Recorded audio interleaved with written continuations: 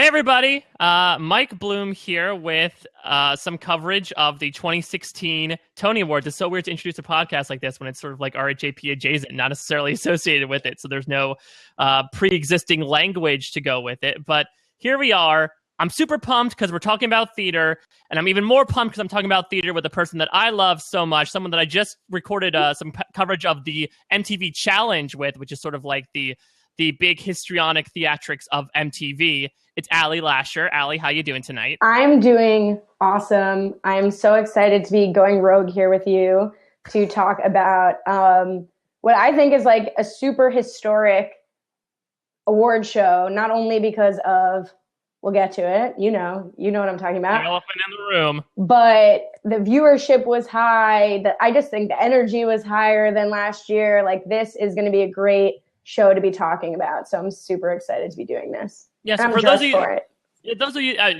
so Ali is wearing a bedazzled red jacket. Nope, it's a full-length dress. Wow, you blew me away. Which I feel like James Corden was like rocking like one of those like green bedazzled jackets yesterday as well. So you two could have been a nice little like Christmas duo if you stood next to each other. Funny you say that, because I actually bought this for an 80s thing that happened in college, but I bought it from a thrift store in Florida, and this was the Christmas display. It was not meant to be purchased to be worn, and I bought it. So funny you mentioned Christmas. Dead on. And also, so we are live here on Blab. We got some people in the chat room. If you guys, we might, depending on how this goes, open things up for, if people want to call in or ask questions later on, definitely do so. If you want to ask questions right now, you can do so in our chat room. I think if you type /Q, it'll automatically pop up in this sidebar, so we'll be able to ask them on air. But for now, Ali and I will just gab about the Tonys for a while. And also let me know, I see, Mike, your connection is spotty. So if there's any of these technical gaffes, I know we dealt with some before. It wouldn't be live theater if there weren't technical things. If somebody missed a spotlight or a cue wasn't mixed, definitely let us know as well. And as Ali is dressed in her finest sparkly dress, I'm wearing the color purple, which I guess represents the Tonys in the only way I really can, which is to just find something that minimally represents the night. But before we really get too far down the rabbit hole here, so Ali, I'm intrigued to know personally. I mean, you and I have been talking about doing this for a while. I want to say since like late 2015. And I'll admit, when you reached out to me, I did not know that you were a big musical theater fan, let alone a Tony Awards fan. So please, I would love to hear, and I'm sure the listeners would love to hear as well, what's your sort of origin story with musical theater, and why do you love so much about the Tonys in general? Sure. Well, it's really generous that you say we've been talking about it, because I feel like I've been harassing you via Twitter DM. Yeah, so I always say that I am a proud spectator. I have absolutely zero talent. I one time was in a play in camp where I had a monologue, and the only boy in the group flubbed his line, cut my monologue, and I had a fit. That was my experience with performing. But theater has always been really important to my parents, both separately. We used to make fun of my dad because he would save his money at 16 from the car wash to buy a single ticket by himself, take a train to the city. And what 16-year-old guy is doing that? But so that's right. Here we are. Here we are. So it was always, they mentioned Kids Night on Broadway during the Tonys. Like, that was my night, like better than birthdays, better than Hanukkah, whatever.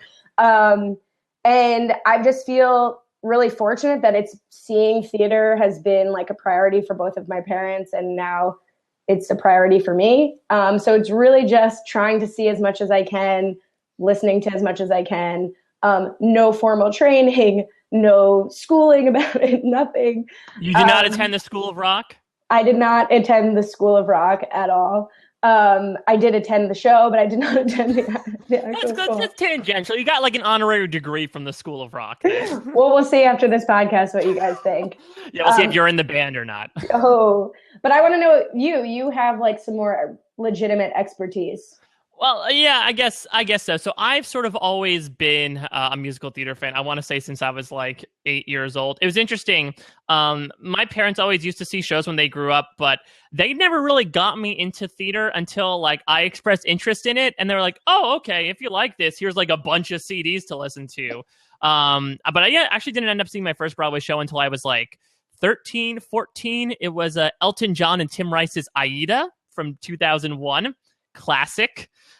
So ever since, I got involved with theater at a young age, and I'd say from about the ages of like 16 or so to about 24, 25, I was a professional, and I'll put that in quotes, theater actor, in that, I was doing summer stock, I was doing community theater, regional theater, getting equity points, et cetera, et cetera. So Wow. when you work in that type of business, you have to. It's a type of business where you have to know your business. I mean, you have to create literally a repertoire of songs and shows and roles that you're right for to come in to an audition and say, okay, if I'm going in for this show and for this part, I know I want to sing this type of role. So it's really, I mean, one of the reasons why I got out of it is just because it's a very trying business, and they tell you that you really have to want it, and you have to like kind of not want to do anything else if you really want to pursue acting. And so, I still am absolutely obsessed with it. And to answer Fat Tyson's Apostles question, what's Mike's go-to audition song? For a while, like nowadays, there's a lot of like pop rock that's usually asked for in musicals, just because there's a lot of that. One of the last professional shows I did was a Bloody Bloody Andrew Jackson, which was an emo take version on very much like Hamilton, a different version of American history. So I remember for that one I sang Fat Bottom Girls by Queen to sort of say like, Nice. yeah, I can sing pop rock, but also I can be funny. My usual go-to, I'm trying to think, was probably If You Were Gay from Avenue Q. Again, I'm trying to go with this like musical comedy angle / contemporary. So even though I'm sort of like out of the business, I still am absolutely obsessed with musical theater. I try to see it as much as I can. I mean, you and I both live in New York City, so we can understand how there's a lot of theater around us, though its accessibility varies from time to time. But yeah, I'm so happy to find a kindred spirit, especially one that's New York bound as well, because you have seen a lot of these shows that were nominated this past year, too. Well, it's funny that you mentioned accessibility because I think that was like a big push with this Tony broadcast, that it was like, and James Corden said this in interviews before the broadcast, that he was really trying to make it accessible and reachable for people, that Nebraska kid, a theater kid who doesn't have access to New York. And you asked me why I love the Tonys. That's one of the reasons I love the Tonys, is it really allows you, if you aren't in New York or your priority isn't buying these tickets or whatever, you can see like samplings from the best shows of the season. And that's one of the reasons that I love the Tonys. You said before we came on here that you had an icebreaker as well to start this off. Well, you kind of answered it a little bit. I'm curious to know what this may be your first show, so maybe Aida, it may not be, but what was your first like favorite show that you remember loving? And then what's your current favorite show? Sure. So, I mean, it's a little bit one and the same, because I would say that my favorite musical is probably not like one of the best ones. My favorite musical is Stephen Sondheim's Into the Woods. First of all, I mean, I would say Stephen Sondheim is probably my favorite musical theater composer. I know that's probably not a new thing to say, but I mean, I think he is just an absolute genius in the way he is able to write literal poetry in his words, and how he's able to discern different meanings and really just create almost a novel through his lyrics. And Into the Woods was probably, I did theater camp from the ages of about 8 to 13 or 14. And this was like a pretty jank-ass theater camp, considering that one year we did Phantom of the Opera. But I actually talked about this. If you guys listen to me and Josh Wigler talk about Wet Hot American Summer, the first day of camp, where we did a version of Phantom of the Opera where I had to play 5 different roles because everyone else played one part, and there were only 10 people in the show. But Into the Woods was the last show that we did. I played Jack, and I think that was like my first real connection with Sondheim. And so I was just so drawn in, and like being of that age. Again, I talk about Once Upon a Time on post-show recaps. I love this aspect of like mashup fairy tale characters, and then it all just kind of gets blown up in the second act. So that's probably like one of my like emotional, nostalgic favorite. Some of my other favorites, I love Pippin. Pippin is actually, my wife is just as big of a musical theater nerd as I am, and Pippin is probably her favorite show. We're both really into that sort of like folk rock type of music, and Steven Schwartz like embodies the 70s with that funk. Another one that I really love is 1776. I know it's a little bit of an eyebrow raiser. It's so random, right? No judgment. But I mean, I would honestly call it one of the best books of a musical. The music's like fine. It can be a little boring. There are a couple of standouts, but I feel like the play itself within the musical is so well done. My wife and I saw it when the Cine Centers did their encore special, I think in March. So yeah, those are some of my personal favorites. And I try to bring, you try to bring your passion into what you do. So when I auditioned, I would try to get songs from those shows, or at least try to take what those shows kind of represent. Because Sondheim, bit of an actor tip, is pretty much a no-no to bring into auditions, because he writes notoriously difficult piano parts. And so when you give, this hard music to a piano player, they're going to probably throw their hands up in frustration and say like, okay, I'm not on your side anymore. See, this is a perspective I could never have. So I love talking to you about this. Well, tell me, what are some of your favorite musicals then? Because you said you've been like really, you've been basically viewing these types of things for the past like 20 years. Are there any that really stick out to you? Yeah, so my first musical ever I was, I think, 4, and my mom took me for Mother's Day to Beauty and the Beast. Aww. I never saw it because I ran kicking and screaming down the aisle, screaming, "I'm afraid of the Beast, I'm afraid of the Beast." True story. And actually, my mom wasn't too mad at me because Demi Moore and Bruce Willis were comforting, I think Rumor, I guess, is the closest to me in age, I don't know, who was also flipping out. So they were like, oh, kids, like, the first show that I remember falling in love with was Annie, Get Your Gun. I saw it in 99 when I was like with Bernadette Peters and Tom Wopat. And I just like remember going around in like 2nd or 3rd grade being like, I love my favorite actress is Bernadette Peters, and my favorite actor is Tom Wopat, and I love Annie, Get Your Gun. Are you really like a 50-year-old in like a 10-year-old's body? So they could be like, oh, I love Bernadette Peters and Tom Wopat. They're my favorite actors. Exactly. So that always I can remember where I sat in the theater. Like that was just like a really profound experience for me. Currently, I think the best. We'll get into Hamilton. I feel like Hamilton has to just be excluded from this conversation. Favorite non-Hamilton musical. But I think my favorite musical, like recent, not musical, but just piece of theater, is actually a play, Curious Incident of the Dog in the Nighttime. I really want to see that. I read the book when I was in 11th grade, and I really liked it as well. And from what I've heard, Pia, who is an RHAP patron who also works in technical theater, who had been visiting, had seen Curious Incident of the Dog in the Nighttime when I met her, and she went on and on and on about it, just from a design perspective alone. So I really want to see it. Yeah, I actually had no interest in seeing it. I really try to not be judgmental. Like if my mom is like, I want to see this, I'm like, I want to be next to you. I'll go see anything, like whatever it is. But for some reason, I'd never heard of the book. Like I know I'm like under a rock, but this didn't jump out at me as something I wanted to see. But Alex Sharp was in it at the time. He ended up winning the Tony, and it was just like something I've never seen before. And that still, I think, stands out as the best thing I've ever seen. And I know that's like crazy to lay the gauntlet down. But it's closing in September. You got to go see it. I guess I'm going to have to.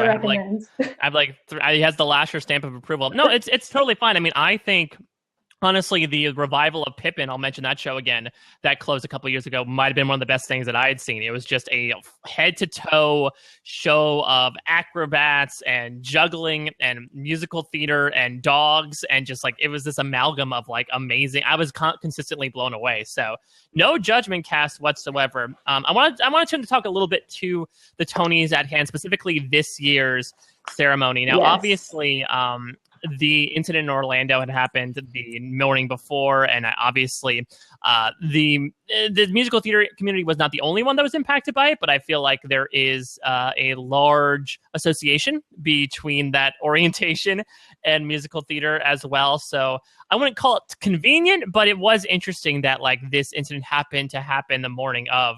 And I think a lot of people were wondering, how would they deal with this sort of incident? And to start right off with very simple shot of James Corden standing. It's the camera's back upstage and it's facing the audience, and James Corden is just delivering a very simple message. And we'll talk a little bit more about Lin-Manuel Miranda, Frank Langella all kind of acknowledged it. But I would say overall, I don't know if you agree with me, Ali, that I think, the incident itself, having just dealt with pretty much a national tragedy, 12 hours beforehand, I think all the references that were made to it were very tastefully done. No, I agree. And in this situation, there's no really good way to handle it. But I loved that shot you described, how James Corden and the entire audience was to his back, because I felt like it served two purposes. The first is that it was almost like the audience was in this message with him, right? We're all, look at this community behind me. We're all speaking through me here in support. But it also served as a nice way to segue out, is when the shot changes. Okay, now we're in the show and we're going to do this fun razzle dazzle opening. And so, I don't know, I just thought the contrast was a really nice way to shift gears, because it's not easy to transition from talking about something so tragic. Definitely. And I mean, let's talk about the opening in general. I almost feel like this is like a 3-part opening.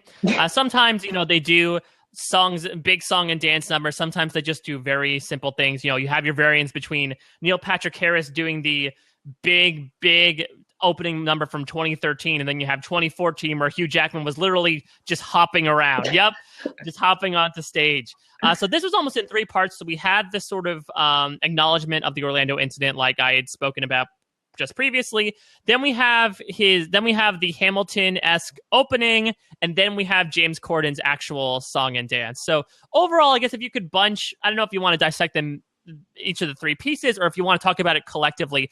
What did you think about this, overall, I would say 10-minute conglomerate? I think immediately walking away from it, I loved it. I thought it delivered. I thought he was great. It met all of my expectations, which were admittedly high. Upon, 24 hours of reflection, even then I didn't think it topped 2013 Neil Patrick Harris. I mean, that to me, I rewatched it again right before we did this because I was just in the mood. But the Hamilton intro, I thought James Corden was working very hard, had very good writing. I mean, the 3 jokes that he did just delivered as a monologue, I thought were very strong. Overall, I felt it was safe. I mean, they referenced the classic musicals. I mean, not what we were there to talk about, which again goes into that accessibility factor. And yeah, I think overall I enjoyed it. I like that James Corden was really, hoofing it. But I don't know that I needed the Hamilton bit in the beginning. I'm curious to get your thoughts on that. So, first of all, it's very rare that you have one of the nominated shows do this. I'm trying to remember if in 2011, Book of Mormon did it, because I remember the next year in 2012 they did it. They did a Hello opening with Neil Patrick Harris, and then the year after with the bigger song that we were just talking about, they start off with a Once thing. But it's very, very rare that they say, okay, a show that's currently nominated and it's going to end up, Hamilton's going to open and close the Tony Awards. So it's very clear. What you're getting in for, considering that I don't know if you saw the commercials that aired right before the Tonys, but they're an exclusive performance from Hamilton and all of these celebrities at the Tony Awards. That's, we talk about accessibility. Tony Awards are a little tough because there are a good amount of times when celebrities that people might know from non-theatrical venues like movies or television are acting in these shows, but otherwise it can be a little tough to get a huge theatrical crowd to come see this show. So when marketing things, you obviously have to appeal to the masses. Hamilton is extremely popular. It's made its way into the mainstream. Then you have to say and Claire Danes will be there and Meg Ryan will be there, instead of saying and Audra McDonald will be there, So that being said, again, I guess I could understand from a marketing perspective starting with that.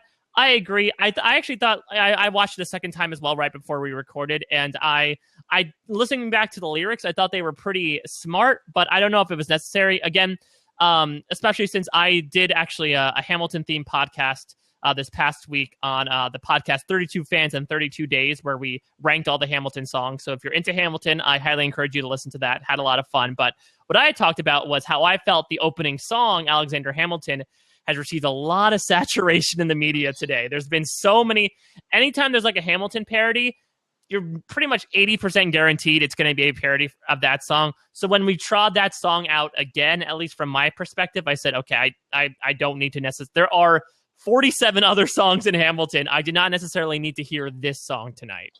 I do wonder if this opening was an overcorrection from last year's Tonys, which seemed to be like a totally inside baseball, Kristen Chenoweth, Alan Cumming, doing whatever, just like it almost seemed like we know our audience, let's not F around, like these are theater people and we're not going to do the generic thing.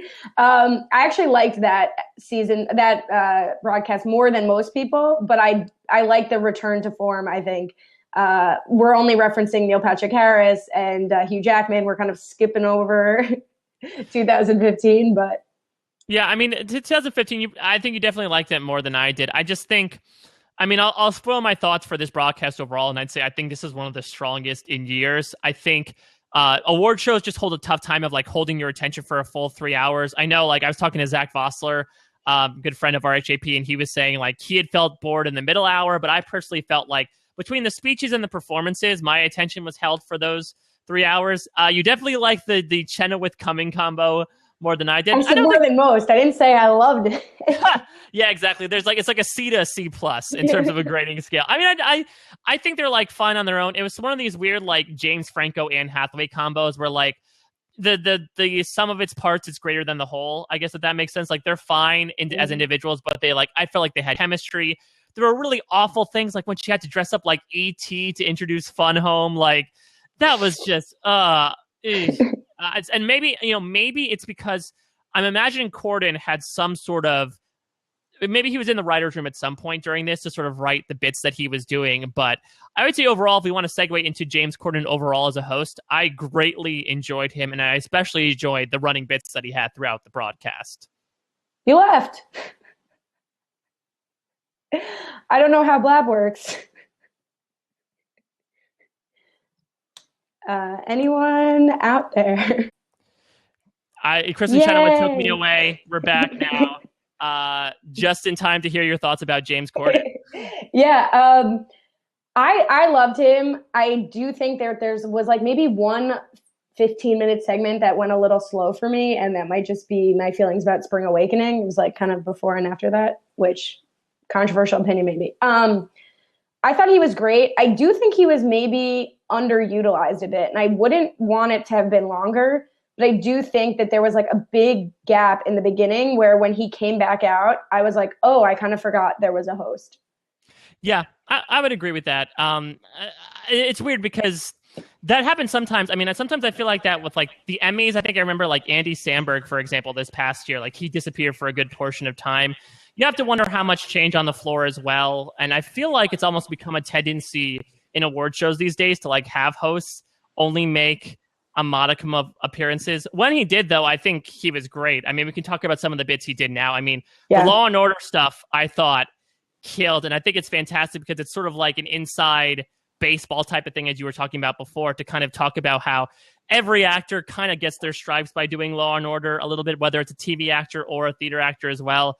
I thought it was stunning and fantastic to find out that Daveed Diggs and Leslie Odom Jr. were in the same scene. They were in the room where it happens during Law and Order, and that Danny Burstein has done Law and Order as many times as he has Tony nominations. Oh. Yes, 6 and 6. It's absolutely incredible. With varying amounts of facial hair. Yeah, but I guess he had to disguise himself. That was phenomenal. I think overall the opening where, just to wrap that up, when he has the kids come out and then through the magic of television, they're the musical nominated actors. I mean, I was like, I tweeted throughout the broadcast, I think that this is making me want to put my non-existent children into theater. Like it really did sell that concept. And I think that came through, at least in the beginning of some of the earlier winner speeches. The bit I think that did not work is the carpool karaoke, mildly extended version that everyone had already seen. Yeah, director's cut. Yeah, I agree. It was a little bit of a point of contention in the past couple of years, at least, that like, hey, why are you not showing these certain awards? I mean, last year or the past 2 years, I feel like they didn't show best book or best score. They said like, while you were gone, here's what happened. And that's pretty sad. Those are very significant parts of the musical.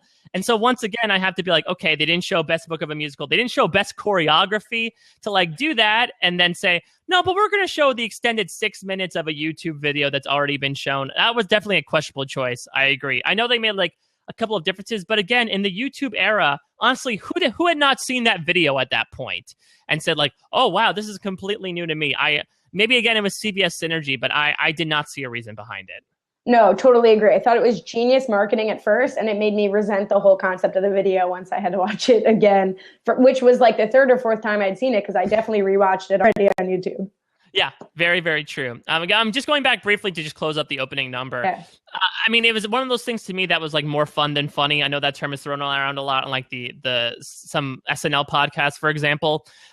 Just because, like, again, watching it back, I'd say the lyrics weren't as outright funny as, you know, the Hamilton opening even, but it was great to see him do kind of what NPH did again during that bigger opening in 2013, where he is, as you said, he's hoofing it. He's running around the stage. He's basically getting props thrown on him, and he just keeps going and going. Even when the music shuts off, he's doing a huge medley. And I think it was almost like a meta moment because I think to him, he had to kind of make a statement of like, all right, people probably don't know me from theater. So for those of you that don't know, James Corden actually kind of started as a theater actor. He is a Tony Award winning actor.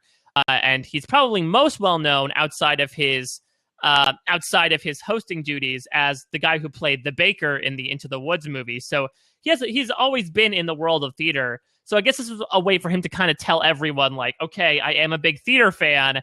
This is what I can do. I also thought it was like a really big mission accomplished moment because I was watching with my mom, so I'll be citing her a lot because that's what I do.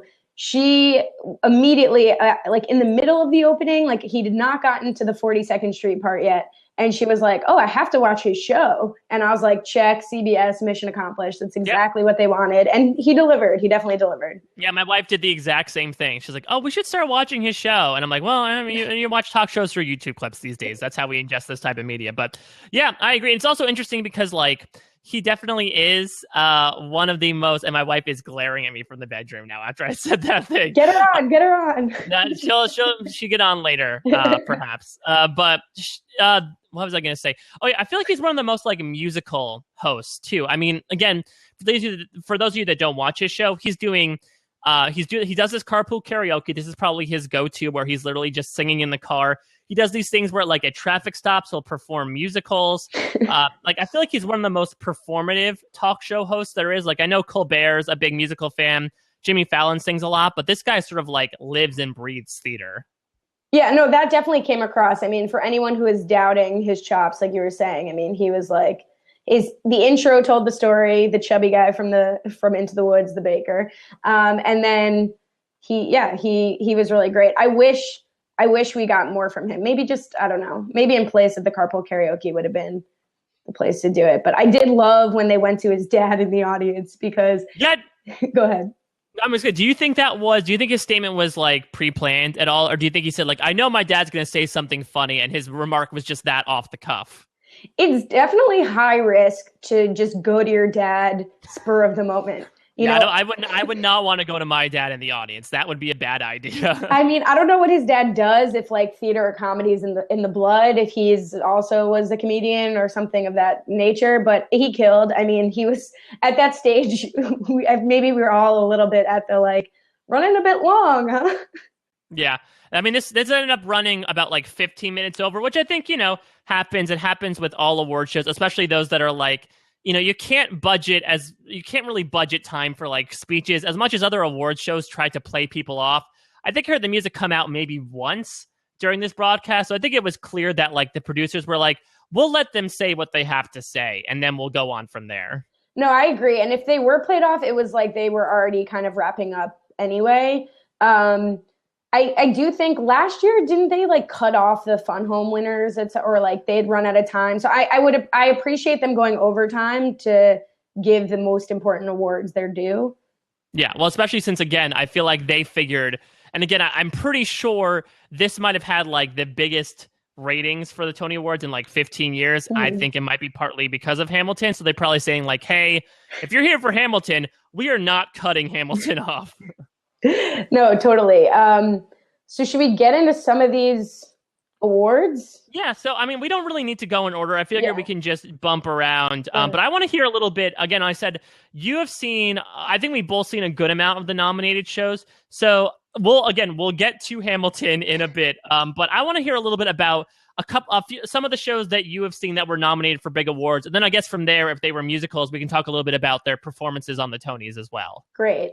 Yeah, we're like using Hamilton now, like the Tonys used Hamilton. Hamilton. Like, if you want to hear about Hamilton, like, keep watching.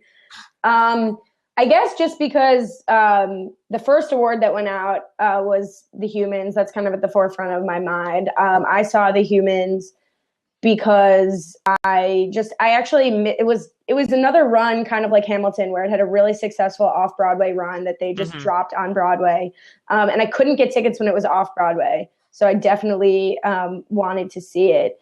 And what I loved about it is like, it's a familiar story. So The Humans, for anyone who doesn't know, is about a mother and father, two daughters, and the daughter's live-in boyfriend having a middle-class Thanksgiving dinner in New York City. And it won for set design, which is not surprising because they you see like what's the word for it? Like, you see the interior of the floor. So you see the split level apartment all in one scene. They did that with, I don't know if you saw August Osage County, but they literally built like a 3-story house on stage. So it's very reminiscent of that. Yeah. And it's a familiar story, right? Like the internal struggles of a family, but it felt fresh. I don't know. I assume it's Stephen Karam's voice, who is the writer of the show. And it just like, it's a really strong ensemble cast. And for that reason, I was almost surprised that the two, Reed Birney and, oh my God, Jane Hounsell were, thank God for notes, were the heavy favorites and ultimately the winners, because I felt like Cassie Beck, who I didn't know before this performance, she played Amy, and the part was apparently written for her or written with her in mind. So she plays a lesbian attorney with digestive issues, and she has a scene in this show that is just so gut-wrenching to me, and it's so subtle. She's on the phone with her ex-girlfriend, and we only hear one side of the call, and just her expression and her body language was just like so moving to me that I was just like, why didn't she get nominated? But overall, I thought it was a well-deserved win for Best Play. And I really enjoyed it. It's still open for anyone who wants to go out and check it out. It is dark. It's funny. It'll leave you kind of thinking. And that's the theater I love the most, is when I'm still thinking about it the next day. Yeah, I really want to see it. I've heard nothing but fantastic things about it, specifically about the playwright, who I'm pretty sure, actually, I think I've heard in a lot of pre-Tonys coverage, I believe everyone who is nominated for Best Play, the playwrights are all like under 40 or under 30 or some like crazy statistic like that. So yeah, I mean, the playwright of The Humans, he's like a twice nominated Pulitzer Prize finalist now for drama. And to do that at such a young age is extremely unheard of. And to have, these two older actors who, interestingly enough, it's very interesting that, our 4 musical actors that win are actors of color, our 4 play actors that win are all like very old people. So it's such like a weird, this is not the year to be like young and white, essentially, at the Tony Awards. But to have those two actors really just talk up the play in general, I always just love, because again, theater is such a collaborative experience. That's probably one of my favorite things about theater, is that it really is the idea of like, we're all pitching in and we're all working together to create this product, and to kind of have these actors be, I want to use the word humble, but for them to really acknowledge the playwright and acknowledge the ensemble that they're working with. I just got very happy listening to them talk about that. I think that's also like more of a Tony thing than any other award show, where I feel like, I think humble is a good word for the Tonys. Like, you don't often see, I feel like you more often see the emotional, like, I'm genuinely happy, I'm genuinely humbled, I'm genuinely excited to have won and been recognized. You see that more, in my opinion, at the Tonys than, let's say, the Oscars, where everyone kind of is putting on airs, but maybe that's just my judgment. No, well, I honestly, if I could like make a theory, I think it's because the Tonys is the first and only theatrical awards that are broadcast. You know, we have the drama desks, we have the Obies, we have, you know, Outer Critics Circle, all those types of awards, but none of them are broadcast on TV. Whereas, like, let's look at like the movie categories, for example. We have the Oscars, but we have like the Golden Globes, we have the SAG Awards. So actors that are presumably winning a lot of awards, we'll see them a lot. That was the big, like, I remember backlash against like Anne Hathaway when she was in Les Mis, that everyone hated her just because she kept winning, and all the speeches she kept making, people were accusing her of being phony. But like, these are the first and only time these people get to make these speeches on live television. And so like, and of course, these are also performers that have a flair for the dramatic. So, I mean, I honestly believe that if I could like take things as a collective, I think the Tony Award winners probably have the best speeches, both across an acting perspective and a technical category as well. Like even the directors and the set designers and the lighting designers, and unfortunately no sound designers. But they all like have such heavy poetic words to say in all of their speeches. And I think it might just because of the art, might be because of the art form that they're working in. No, those are great points. Actually, never thought of the why, just thought of the complaint. What's another show that you saw? I want to kick it over to School of Rock. All right, because that was our first musical performance of the night, so I think it's a good way to kind of segue back into the broadcast itself. Yeah, I don't know what your expectations were of School of Rock, just in general, what the reception would be. Low.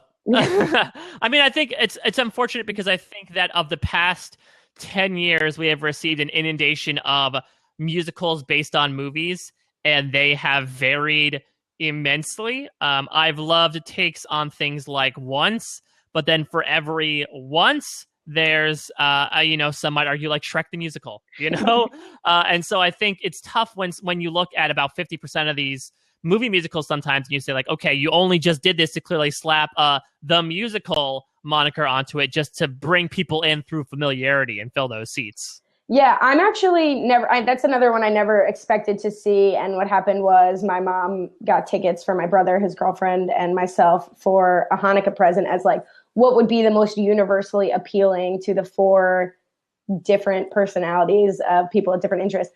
We all loved it. Like, wow, I awesome. had so much fun at this show.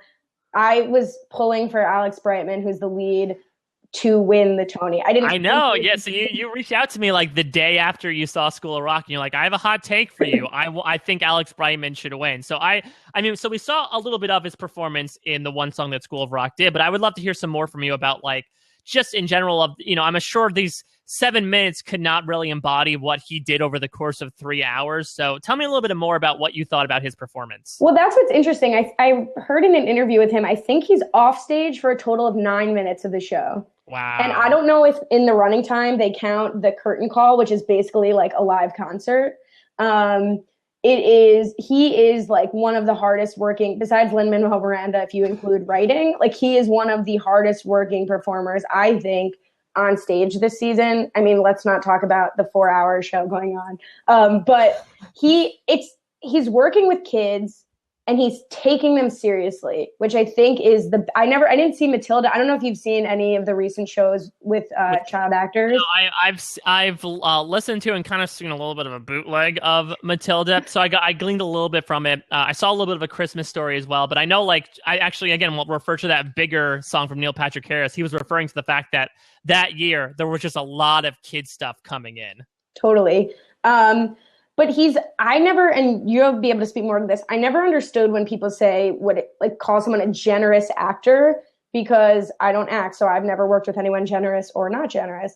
But I just felt that from him. I felt like he was really shining by letting other people shine, the kids, his other co-stars. I mean, he's working so hard, but he's not dominating the performance. And I don't know, I just thought, he's also extremely talented. I mean, he has a great voice. He has a lot of energy that he keeps up. So I don't know how Tony voters make their decision, but his performance stayed with me. And given the material, that's kind of surprising, right? I mean, Yeah. Are you sure he wasn't shining because he was sweating so much from jumping around? he was glistening. He was glistening. Well, he actually, I mean, I had read a Playbill interview with him, I think before everything opened, and he talked about how he like, I tried to gain weight to look more like Jack Black, but I lose like 2 pounds a night just by running around. I mean, I could kind of give my thoughts of, just watching again that little excerpt that we got. I mean, I agree that having kids in musicals, I wouldn't say it's become rote at this point, but there's a lot of it that's going on these days.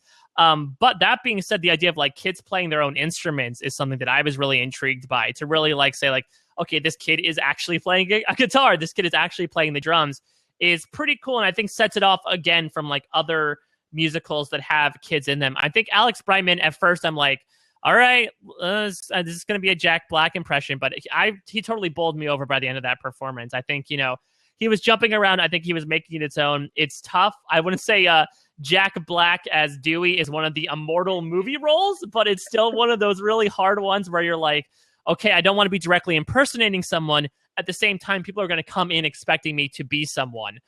So that being said, I thought he did a pretty good job with it. The song itself, I was fine with. This might be a hot take. The biggest fan of Andrew Lloyd Webber. I think his best work by far was on Jesus Christ Superstar and Evita. Phantom, I'm okay on. Catch Me a Time of Day, it might depend. School of Rock, I mean, I think the song was fine, but it wasn't like anything that was outstanding. It was just sort of like you're in the band. There's an artist, a YouTube person by the name of Musical Theater Mash, who sort of broke down one song. It was actually You're in the Band, and was talking about like how there was a lot of like really simple rhymes going on. So it's really not complicated songwriting, which kind of sucks for Andrew Lloyd Webber. But that being said, it was still entertaining. Yeah, I was actually surprised by the song choice. A couple of the performances, I was maybe a little bit surprised by the song choice. I guess they picked it because it really like sets up him forming this band with kids and like how it organically kind of happens in the classroom. But yeah, I mean, the material isn't mind blowing. It's not going to be one of the classics, right? But I just thought he really made that show. And it was really great. The other thing is I listened to an interview of like 7 of the male nominees on Awards Chatter. The Hollywood Reporter does these interviews. And one thing he said, Alex Brightman said, was that it's like a lot of kids' first shows, and you can hear that in the room. Like you can feel that energy of like these kids like becoming exposed to theater. So maybe I like caught a bit of that as well. There was a lot of a youth theme going on. But as you mentioned before, the opening is all about James Corden saying like, hey, I got into this when I was a kid. It's interesting, when I was reading through, I obviously have a lot of theater affiliated friends on Facebook, for instance, and a lot of things that were popping up was, again, alluding to this bigger opening from 2013 Tonys. And I believe one of the things that Neil Patrick Harris says at the end of that was like how he was like, when he was a kid, he was watching the Tonys, and now he's here, and now there's some kid out there somewhere who's watching it. And I feel like they kind of have taken that theme and really run with it the past few years. And this is definitely a representative part of it as well. They'll talk about like educational initiatives, actually the Andrew Lloyd Webber educational initiative later on. So yeah, I want to actually segue Andrew Lloyd Webber a little bit to talk a little bit about the interstitials that were going on. I guess like we can call it like ham for Tonys, I guess. Tambourine. Where it was supposed to be sort of like the Ham for Ham. They were bringing out casts from all the nominated shows to come out and just like sing a popular show to, and they varied. I think, maybe it's just because of the Rent nostalgia in me, but my favorite might have been Hamilton singing what they sing, the finale, I think. No Day But Today. No But Today. But it started off with all of the people nominated for Best Score. So Andrew Lloyd Webber, Glenn Slater, Edie Brickell, Steve Martin, and Lin-Manuel Miranda and Sarah Bareilles. And they were singing Tomorrow from Annie. And Andrew Lloyd Webber, man, shake that tambourine, man. I loved it, and I actually liked this. It's just like hammering home accessibility to the point where they're outside of the building. I mean, all those people had wristbands, so I don't know how accessible it truly was, but that was a real butchering of Tomorrow. Edie Brickell, I'm sure you are a fantastic folk artist, but I don't think you have a role as Miss Hannigan anytime soon, unfortunately. But overall, I think that was a lot of fun. It was great to see people dressed up from Fiddler not singing a Fiddler song. That was like one of my prime moments. Yeah, definitely. I agree. I thought it was just something like fun to do in between. Again, a sort of nice runner throughout. I know Noah Naiman, who is again an RJP patron. She said she was out there. I would love to know from her at some point, like, what was the schedule like? Did they just have to wait outside the whole night and people would just pop in and out? Were they allowed to see like any of the broadcasts at all or hear what happened? That's interesting. I wonder if there was like a screen running, like a satellite graduation, like when there's overflow. Definitely. I mean, speaking of Fiddler, I actually want to talk a little bit about Fiddler, which is one of the shows that I saw. Oh, great. The umpteenth revival of Fiddler on the Roof. It had a little bit of a different take, though. Yes, Ali, you are crushing it. Zero Mostel's got nothing on you with your Yabba Dibba Divas. So this was a little bit of a different take on Fiddler, though. It was very minimalist. So all the sets were basically like flown in like it was like a school play. So like the house was just a flat that was flown in behind them. As the Tony showed, everyone looked like they were in the Matrix. They were wearing like long black coats throughout. But the show was bookended with Danny Burstein came on, and he wore, and spoiler alert for this edition of Fiddler on the Roof, he came on with with modern clothing, a big red puffy jacket. He came on with a cap, and he had a book with him. And the book was, like Fiddler on the Roof, Tevye and his daughters. And so what this was supposed to be as a framing device was saying, like, this is a man who went back to visit what Anatevko was and sort of was reading up on it. And so it's all about, again, a show about tradition. It really connects the past to the present. And I was lucky enough to have a talk back with, the assistant director and I think one of the main producers as well. And they talked about how, they were really trying to figure out new ways to do Fiddler. It's tough, considering that up until recently, Jerome Robbins, the original choreographer, said, hey, you have to do things my way or you can't do them at all. So you have to kind of figure out new ways to do things. I mean, this is like the fifth or sixth revival of Fiddler, but they were able to kind of connect it just in those little scenes in a really interesting way. And I mean, there's also an interesting connection to the refugee stuff that's been going on today and how much that story might hold more meaning now. This story of here are people that are displaced from their homes and being kicked out, trying to find refuge somewhere. And this whole idea of what is home and, is it what you take with you? Is it who you're with? That being said, my two favorite parts by far of the show were Danny Burstein as Tevye. Danny Burstein is pretty much a flawless actor, in my opinion. I feel like he really did do no wrong. I first saw him as Aldolfo in The Drowsy Chaperone, and to see him go from such a big comic foil with skunk hair to become one of the biggest leading man roles in musical theater history, I thought he did a great job of balancing comedy and pathos.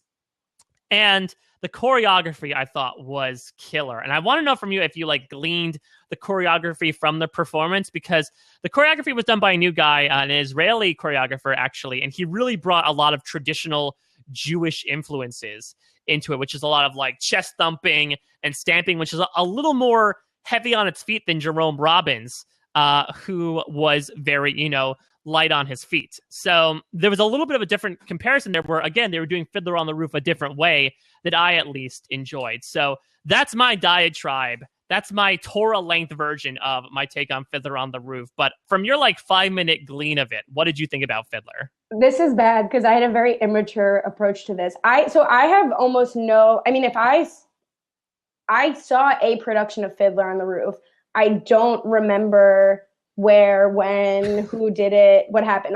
I know Fiddler on the Roof. I think I actually might have been at NJ Pack, a big, it might have been a tour, whatever. Mm-hmm. And for some reason, it just I've always kind of dismissed Fiddler, right? I've seen it, I know it, what else could be happening? And then I heard all this buzz going on that they are trying to modernize it. And I've heard kind of mixed reviews. So it's interesting that you felt that was successful. I just couldn't stop laughing at the Hasidic Jews dancing with the tzitzit, and I wasn't ready to take it in. I think I had gone through so much of the Tonys that I was just dancing along myself. So I didn't pick up on the nuances of the choreography.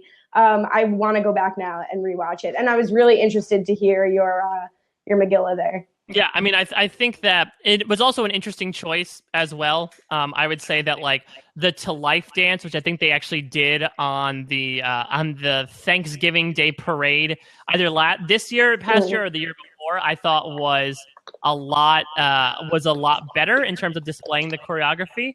But other than that, I mean, I think the show the wedding dance was a fine job. But other than that, I thought it was a fine performance overall. What's that you want to talk about? No, I'm liking listening to this. I saw Waitress. I want to open up a conversation about kind of something that happened with Waitress's performance in general. Mm-hmm.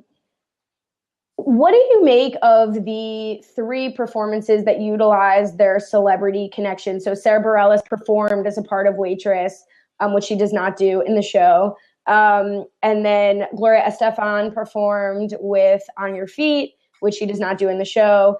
And Steve Martin and Edie Brickell were billed as performing, sat in for 2 seconds, and then stepped off. Yeah, it was weird. I mean, this was also a year we talked before about how people, from time to time, a lot of celebrities are brought in, and sometimes some might argue like, oh, they pimp celebrities more than they do theater artists. But this is one year where the special celebrities kind of took a back seat, you know? I mean, Steve Martin was visible for only like 2 minutes. He makes a joke about it, and then that's basically it. He disappears, you know? And whereas, like, again, the big juggernaut was Hamilton, which, you know, does not feature really anyone that famous. So that being said, I mean, Sarah Bareilles was fine. I'm glad she did not monopolize the performance. I'm glad that it went to Jessie Mueller because I was able to see her in Beautiful. I think she is such a chameleon performer. You know, she's done Cinderella from Into the Woods. She's done Carole King. She now does Sarah Bareilles. Like, girl can really do no wrong, in my opinion. So that being said, I was happy to see Sarah Bareilles because I do enjoy her as an artist. But once the piano kind of got wheeled off the stage, I was happy to see that Jessie Mueller was performing.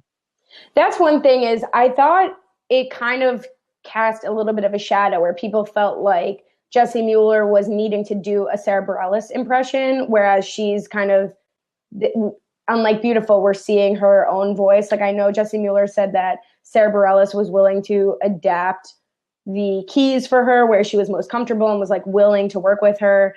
And so I thought they open with, I'm sorry, I took notes. They open with Opening Up, which is their first song, which I kind of thought really shows what Waitress was. It was like sweet, like pie.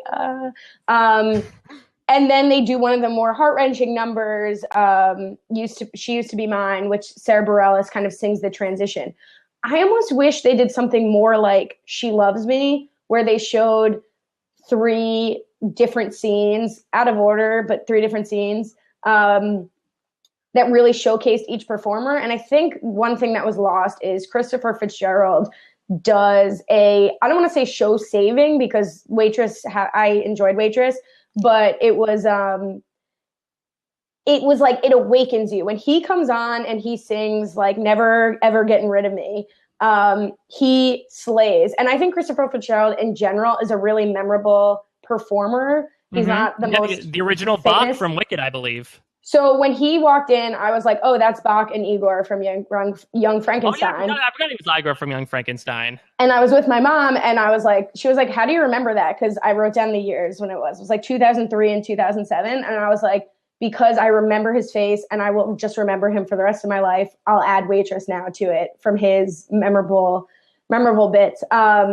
So I wish he could have done that by himself kind of, and then transitioned Jessie Mueller in to sing while she got pregnant backstage. But that's nitpicking. Hey, don't talk about what happens behind the scenes at the Tonys. I get why they're using their star power. I mean, at this point with Bright Star, and now I'm jumping around a bit, I didn't see Bright Star, but I know that Steve Martin and Edie Brickell are basically willing to self-fund the production to keep it going. So I don't blame them for using what they have. But I almost didn't think Jessie Mueller is like a huge Broadway star, at least. I don't think she needed the Sarah Bareilles padding. Yeah, I'd agree with that. And yeah, it sucks that Christopher Fitzgerald isn't featured. I'm sure we'll talk in a little bit about like, there's a weird decision-making process, I feel, when you're like, okay, we want to showcase the show, but at the same time, these actors are nominated for awards. How do we show that? I have not listened to the Waitress album. I've listened to maybe a couple of songs. I've listened to She Used to Be Mine. I've listened to Bad Idea, which was, I guess, the duet between her and the gynecologist, which I really liked. So I'm encouraged to at least listen to the CD. Did you catch the Christopher Fitzgerald gaffe where it's supposed to cut to Michael? Yes. So let's right that wrong tonight, guys. So for those of you that don't know, so Michael Arden was the director of the Spring Awakening revival, which I'm sure we'll talk about. And so when they were announcing Best Director of a Musical, it was supposed to cut to him. Instead, it cut to Christopher Fitzgerald, who just shook his head to say, "That's not me. I'm not that person." And I thought I was the only person to notice. I'm so glad that you noticed, and I'm so glad that major news outlets noticed as well. I thought I was going crazy. No, that was so sad because he tweeted, actually, Michael Arden is his name. I'm not even, Yeah, Michael Arden. So he wrote, like, you work so hard for 15 seconds and they just totally blow it. I'm actually surprised they made no attempt to rectify it at all. Yeah. Well, I mean, they were kind of sweeping Spring Awakening under the rug as it was. I don't know if they wanted to acknowledge it. But I guess going back to Waitress a little bit, so sort of streamlining again what you talked about with the Tony performance. I mean, what are your thoughts? You talked to me a little bit about your thoughts overall with the show, but I guess kind of comparing it to the show, I mean, some people have actually said, had Hamilton not been a part of this year's run, that Waitress would have a good shot of winning. Would you believe that? I mean, I will say, I think this was one of this I will say is the strongest season in my lifetime that I'm aware of, like that I can remember. I would say the next strongest season from at least my perspective was, I think it was the 2005 Tonys, which had Spam-A-Lot and Dirty Rotten Scoundrels and Spelling Bee and Light in the Piazza. So as like a musical comedy guy, seeing Spam-A-Lot, Spelling Bee, and Dirty Rotten Scoundrels all together, I thought was killer. And that was a year where like it wasn't one production was sweeping everything. Like everyone from different shows were winning things. But this is definitely, in my opinion, the strongest season in the past 10 years. Yeah. I'm just looking now at the best musical nominees. I mean, I did not see Shuffle Along, which is very star-studded, Broadway star-heavy. I did not see Bright Star. Yeah, I mean, I don't know. I thought Waitress had very beautiful moments, for lack of a better word. It was like really beautiful at times. I thought at times Sarah Bareilles was Sarah Bareilles in the songs. But yeah, I guess walking away from it, I think I talked to you like right after I'd seen it, and I was kind of lukewarm on it. I think walking away from it, I remember more than I thought. But I mean, there's a lot of tension. I'm just rambling now because I didn't expect to talk about this. No, I thought that's interesting. I don't know if Hamilton was out of it, who would take Best Musical. I wonder if, Shuffle Along, maybe we can talk a little bit about Shuffle Along, and another one of us saw it, but maybe that would stand a good chance as well, because as you said, it's very star-studded. I think it's an interesting topic as well. It's sort of like a let's make a show type of musical, but it features a lot of actors of color. I mean, you have Audra McDonald, Brian Stokes Mitchell, Brandon Victor Dixon. I mean, there was a whole slew of them. I thought their Tony's performance was, I don't want to use the term standard, but I was wowed that Audra McDonald was doing high kicks when she's pregnant. But otherwise, I'm like, okay, this is a good Tony's performance. Yeah, I love Billy Porter. I love Josh Henry. Billy Porter, yeah, those were the two that I've forgotten about. No, I wouldn't have been able to, and Audra, those are my three in that, because I saw Joshua Henry and Violet and like absolutely fell. Like, I wanted to see Violet so bad. That was one of the ones that after seeing the performance, I'm like, because Violet was written by Janine Tesori, who had done the music for Fun Home, and I really just enjoy her as an artist in general, and so I was sad I wasn't able to see Violet. I'm a big Sutton Foster girl, so I went and got like a TKTS ticket the day of and went alone. But that made me sound really weird. But getting back to Shuffle Along, I agree. It did not make me want to see the show. And like, it really had to try to make me not want to see the show. I mean, who doesn't want to see those people? It got good review. I mean, people like the show. The choreography was very good. Broadway good, it was just like classic, really impressive choreography. Yeah, it was Savion Glover. Yes. So that was like maybe why they picked this number. I mean, it shows all of their stars, it shows their talent, but it was kind of, I don't know, one note for me. Not one note singing wise, but just like meh middle of the road. Yeah, I mean, I thought, again, it was fine. I wouldn't outright call it a bad Tony performance, which sometimes Tony shows do not exactly produce the best performances. This year, I felt like there were just performance upon performance that really delivered. I want to go back to the revivals for a second. I want to talk about She Loves Me. Ali, did you see She Loves Me? I did see She Loves Me. Tell me a little bit about it.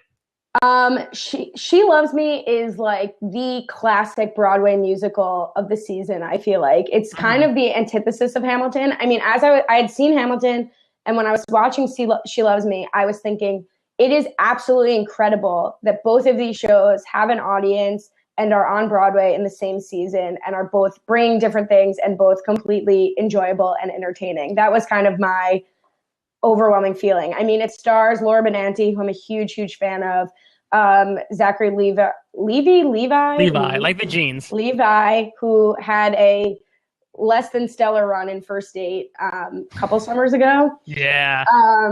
And Gavin Creel and Kimmy Schmidt's Jane Krakowski. All of them were phenomenal. The sets, which is what it won for, were fantastic. Laura Benanti is a Broadway treasure. She talks a lot about how sopranos don't get a lot of work, are not as much appreciated, let's say, in current productions. So I mean, she really was allowed to shine in the song that she performed, Vanilla Ice Cream. It was just the jokes held up. I really enjoyed it. So I know Jane Krakowski is a theater veteran. Gavin Creel, I got to see him in the Book of Mormon this past fall. I feel like he's a flawless performer.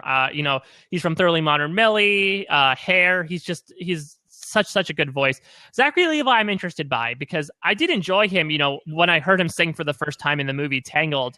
But maybe it was because of the botched spotlight cue, but he was like cracking on notes. He was sort of just running all over the place. How did he stack up to the others when you saw the show? Well, this is actually one thing I want to say is, did you feel like the tempo was rushed in a couple of these numbers? It was weird just because I feel like this is one of those ones you spoke of it before where it was just a mishmash of like 3 different songs. And so maybe it's just because the actors felt so rushed and had to run on stage. Zachary Levi literally ran on stage, sat down at the lip, sang 2 lines, got up and ran around and ran off stage. Like, it's just a weird sort of mishmash to get yourself thrown into.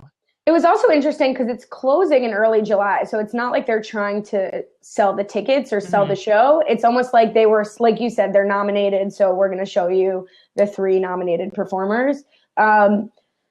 I thought he was better in the show than he performed. And I may have just been generous in my viewing because I'd seen the show and I had a soft spot for it.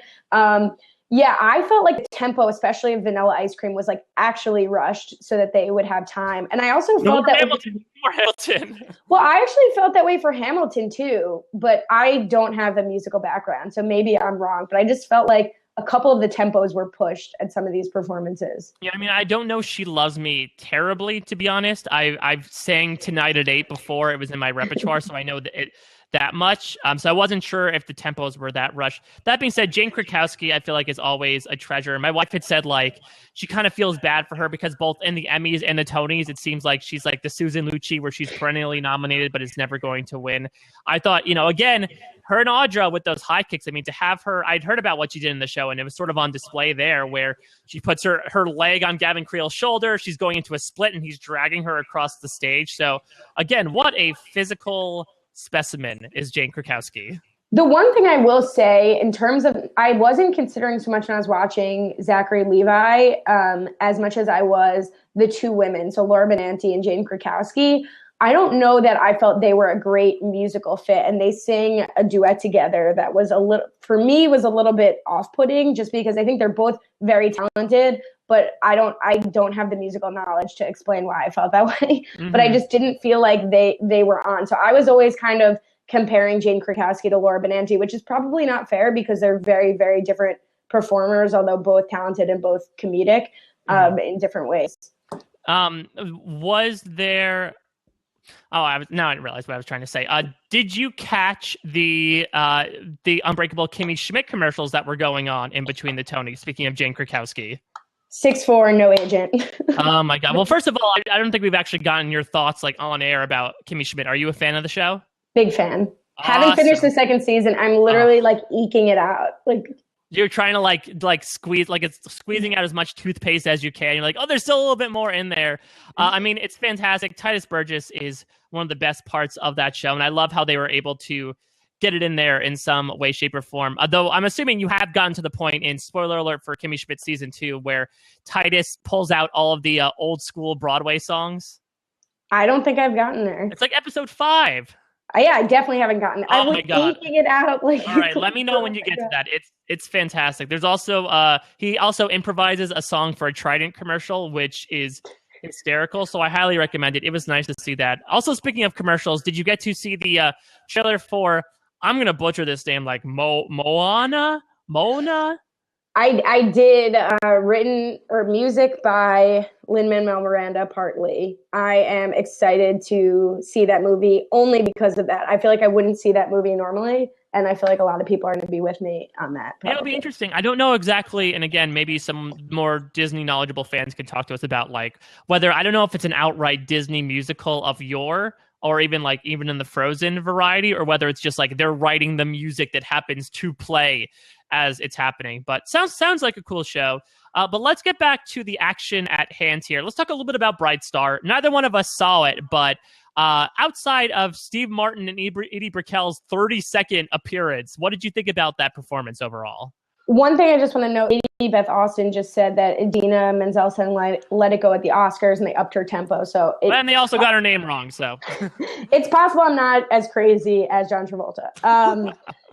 Yeah, I thought that her name's Carmen Cusack, right? The lead. And that was her Broadway debut. I thought she was phenomenal, and I'd heard buzz about her, but I'll say is the performance of the show I hadn't seen, but made me want to see the show the most.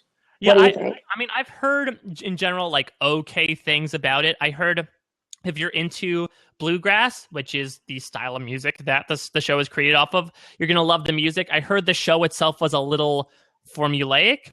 That being said, I heard nothing but great things about Carmen Cusack as well. I'm sure she really holds the show together.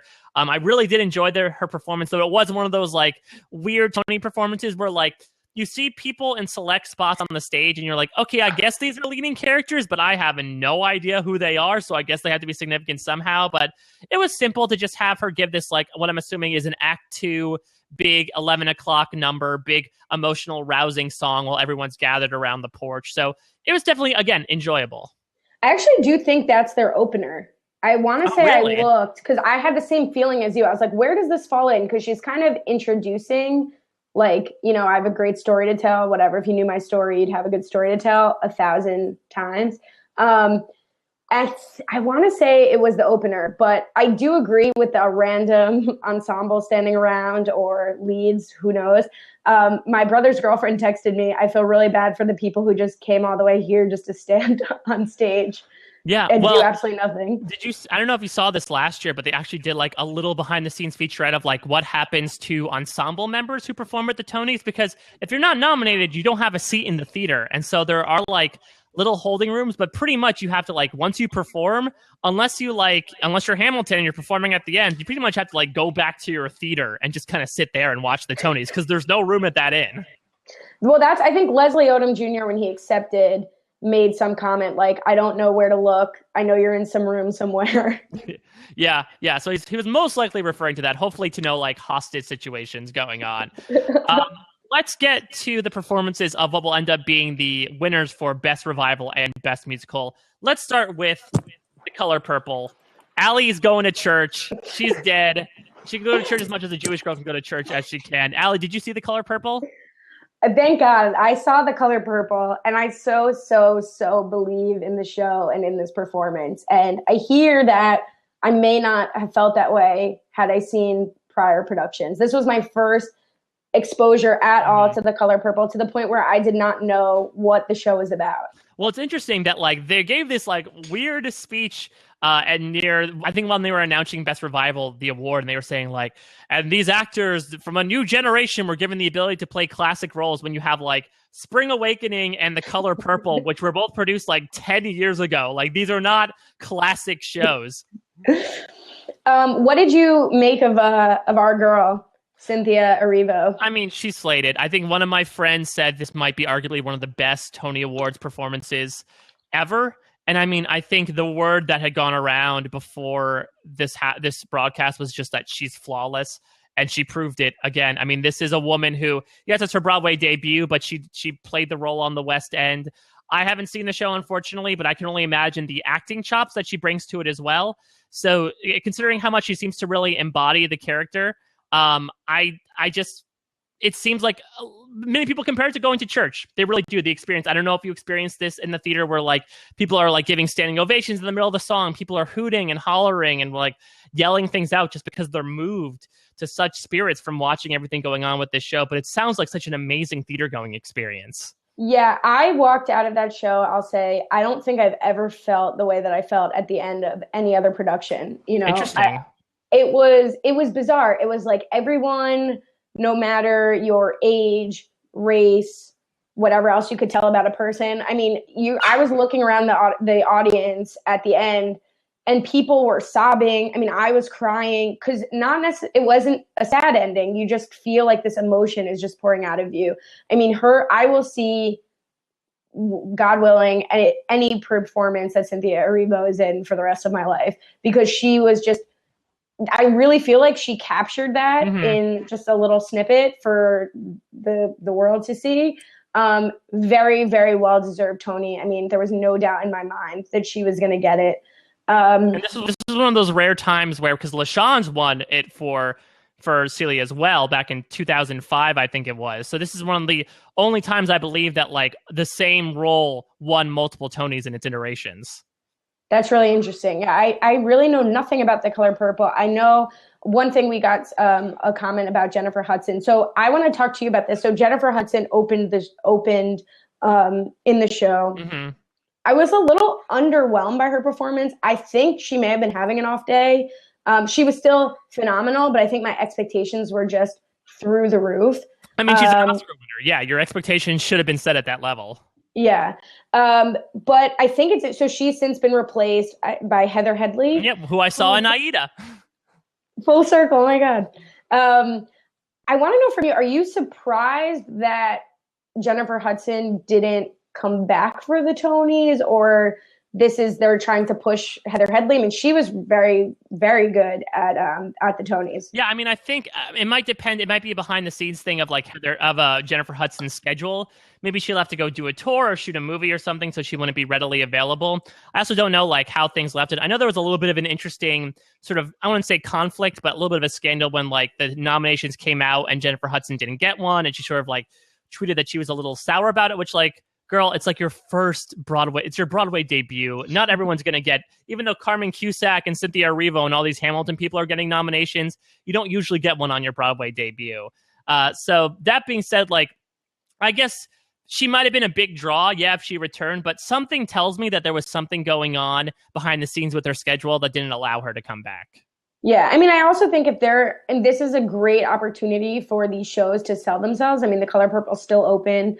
I think Cynthia Erivo could have done it with whoever came out of Shug, but I think there's something to be said for showing the current cast. Mm-hmm. Yeah, I definitely agree with that. And I also think we didn't talk necessarily about award snubs. I feel like the two that people were talking about were Jennifer Hudson and Audra McDonald, who I feel like maybe had the category had less stiff competition, could have seen themselves with the supporting actors or lead actress nominations. But I feel like the competition this year was just so heavy, there really wasn't a place for them.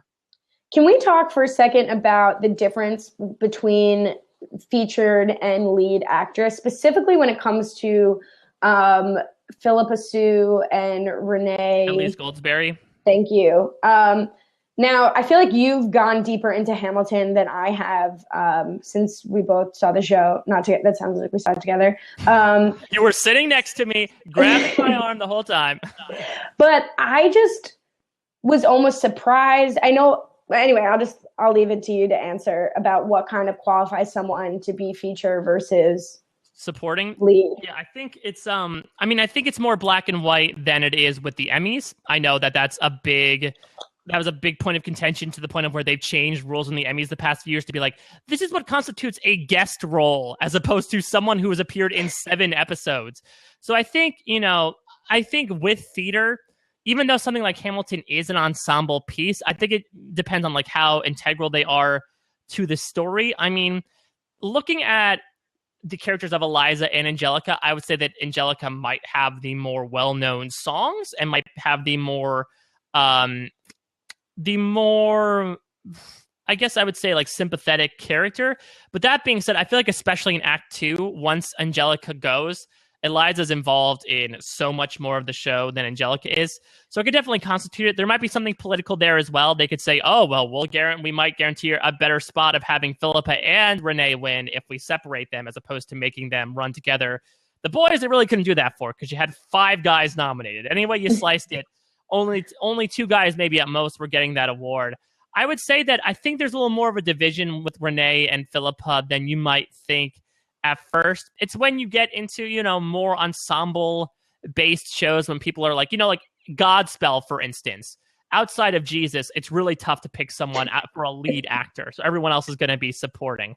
With that stuff, I can understand it more. Hamilton, I do feel like there are more well-defined main characters than with other ensemble-based shows.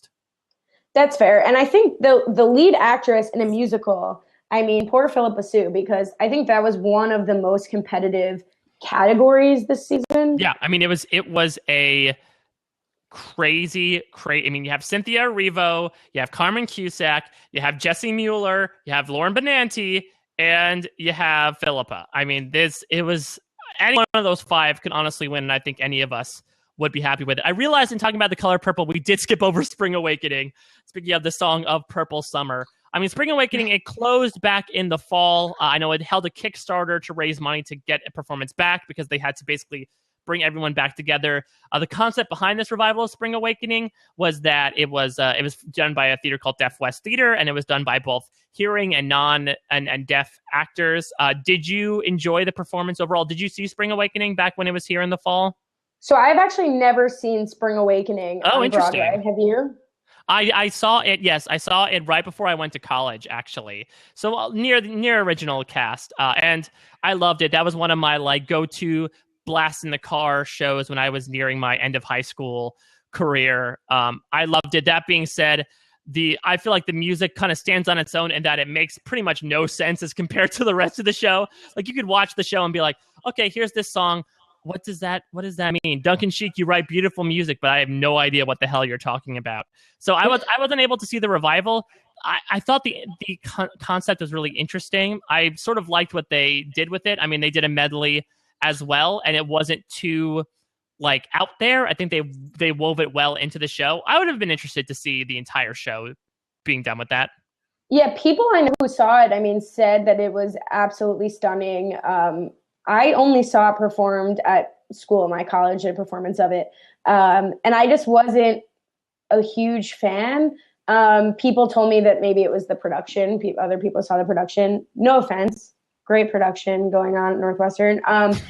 But yeah, and it didn't really grab me. I don't know if it kind of came during the lag for me. So this was the moment where it had that carpool karaoke, then Frank Langella, which was a highlight, but then Spring Awakening, and then Diane Lane came out in her zebra suit. So like at this point I started really slowing down, and I may not have been giving it its full yeah chance. It did come in an awkward place as well because I'm pretty sure, and again I might be misremembering, I'm pretty sure like that and Waitress came after Color Purple and Hamilton, which talk about like tough act to follows respectively. Like it was that being said, so I thought I was definitely drawn in by the concept. I wasn't outright blown away.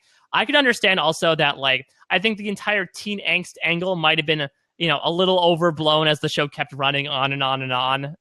But to have it come back with a different spin on it, again, it's only like maybe like 5 or 6 years after it closed. But to have it come back with an entirely different way of being done, I thought was at least. It was very brave, and it was very moving to see them acknowledge. We talk a lot about diversity this season in Tony's in terms of age, in terms of race, in terms of sexuality, but in terms of disability, I feel like that's something that's very unsung on Broadway. And so to have them acknowledge it, have a girl on a wheelchair be on stage, have so many deaf actors make their Broadway debuts, I think is something that is really beautiful. No, I agree. And I'm all for experimentation in theater, new things happening. One thing I want to talk about, so you mentioned how quick a revival it was. I want to know from you, like, is there a standard for when's too soon or not soon enough to bring a revival back? Because A View from the Bridge I saw, not this season, but I saw it in 2010, when it was a Scarlett Johansson vehicle. And I loved it, but it was like too soon for me to go back for this to be the revival just 6 years later. I mean, I think the general temperament within the theatrical community is it's not usually the case with Spring Awakening. It's more the case with traditional shows like Arthur Miller or Fiddler, for example. I mean, the last Fiddler revival ran from like 2004 to I want to say like 2006 or 2007. So not that long ago. I think it's just such traditional material. I mean, they basically, you can refer to it as almost like the theatrical books of the Bible, where you can say like, oh yeah, we'll just make an adaptation of this story, and again, it varies. I'm sure, Ivo van Hove, who won the best director for a play Tony, I'm sure what he was really championed for was for taking this traditional story and doing something with it that other directors really hadn't done before, which I feel like is something you need to do to make a revival really stick. Or The Color Purple, which apparently, I don't know how much deviated from the previous iteration, but it seemed like it was really able to hold on its own in spite of not really changing that much. Yeah, one thing they spoke about, I'm a big Theater Shock fan on PBS. Mm-hmm. And who was the director? I have all the nominees here for The Color Purple. Sorry, they were talking about how it was really pared down. And I don't know what the previous production was. But I think it was, it was John Doyle. Yeah. And speaking of pared down, so John Doyle is the guy that you may know better as the guy who did like the early aughts, like the Sweeney Todd revival where everyone played their instruments and the Company revival where everyone played their instruments. So he's probably most well known for doing theatrical productions where like you break down the stage and basically build it from the ground up, which again, looking at what we saw, at least in terms of the set at the Tonys, and I don't know if it was the same case when you saw the show, of there being like 10 chairs and the backdrop was literally chairs, and that was pretty much it. Yep, exactly. So they would pull chairs down from the wall and use them, hang them back up. They wouldn't be there. I mean, there's a baby at one point. It's just some cloth that she gives birth on stage and it's just with this cloth. And it's just like everything is just so intimate and scaled down that I think you connect with the material more. So I think that in my mind, I mean, I think I cannot pronounce the name. I think it's Ivo van Hove. I might be mispronouncing it. That's as well. perfect. But I think he was the heavy favorite. But I think if, let's just say, A View from the Bridge wasn't on this season, that I do think The Color Purple would have been in contention for reviving something in a new way. Mm-hmm. Well, they were separated in different categories too, so they could have been. I mean, I think Tommy Kail was the one that ran away, which leads us to. Let's talk about the Hamilton performance and perhaps performances. So we both seen Hamilton, albeit not next to each other. I think I'm going to put a little bit of words in your mouth, Ali, when I'm going to say that you loved Hamilton. I'm just assuming. I mean, you can put words in my mouth because you just skirted right over a giant botch, which I appreciate. I really enjoyed Hamilton.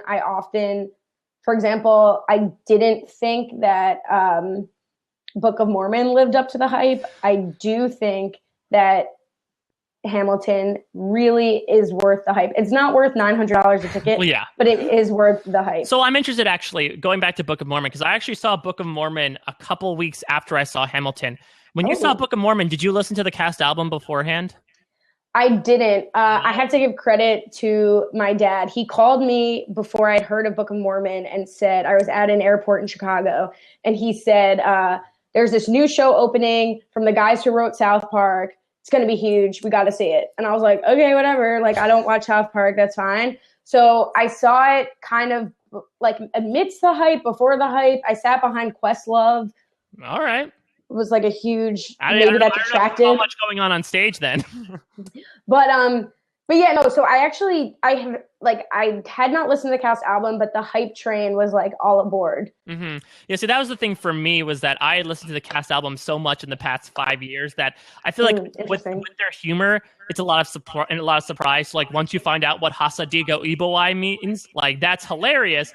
When you already know what's coming, it mitigates the humor a tiny bit. That being said, I still enjoyed the show. I just going on a brief tangent. I love the fact that like at least when I saw it, the ensemble was made up of guys that, for lack of a better term, like look like me that are not your like general like chorus boys. They're all kind of like goobery looking guys that were dancing up a storm, which I was so happy about. So I enjoyed it overall. It just sort of like, I don't know. I think Hamilton is probably the biggest musical smash since Book of Mormon, and perhaps now that it's really made its way into the mainstream, it's even bigger. But seeing those two back to back was such an interesting experience. That is really an interesting way to have seen it. The one show, continuing the tangent, that I saw after I'd heard all of the music and like committed it to memory was Avenue Q. My parents saw it when it was like not age appropriate for me, but they played the album in the house all the time anyway.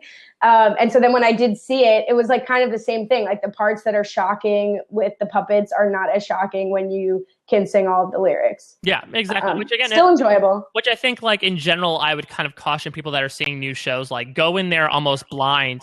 Hamilton's an interesting case because I feel like I had almost lost maybe like 15 to 20% of the full value of what was going on, because if you're taking everything in for the first time, you're listening to the lyrics, the melody, the actor, the stage picture, and the choreography, which Andy Blankenbuehler makes an effort to make something go on that stage at every single second of that show. If somebody's singing, there are at least 10 other people doing things around the stage. So it was so much stimuli to take in that I definitely felt like after listening to the album afterwards, I thought like, oh, okay, that was what he said. Oh, this is clever. I totally agree. I think I would recommend for anyone who's going to see Hamilton to listen to the album beforehand, which I did not do, for all of the reasons you just said. The one thing that I think I did get by not having listened to the cast album is the same thing I got from Lin-Manuel Miranda's sonnet that he performed in his acceptance speech for best. That was lyrics, right? Because he wasn't on air for book. Score. A score. Okay. Oh, God, he also won book, but that wasn't shown. And actually, I went back and listened to his acceptance speech from book, and it was like the more traditional Lin-Manuel Miranda acceptance speech. So I recommend anyone go YouTube that.